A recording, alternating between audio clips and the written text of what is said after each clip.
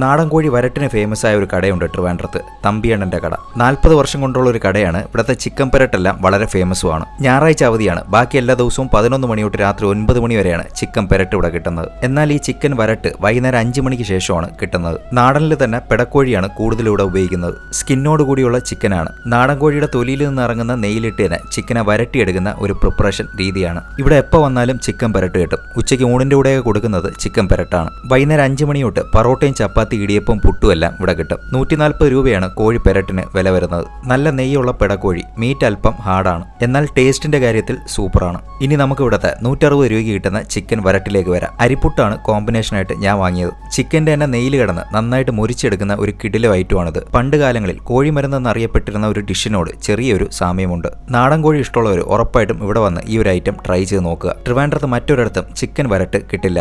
എടുത്തു പറയാം, തമ്പിയണ്ണന്റെ കടയ്ക്ക് മറ്റ് ബ്രാഞ്ചസ് ഒന്നും ഇല്ല. കഴക്കൂട്ടത്ത് കുളത്തൂരുള്ള തമ്പിയണ്ണന്റെ കട അഥവാ മന്നൻ ഹോട്ടൽ. ലൊക്കേഷൻ ഡൗട്ടുള്ളവർ ബോർഡിൽ കൊടുത്തിട്ടുള്ള നമ്പറിൽ വിളിച്ചു നോക്കിയിട്ട് പോവുക.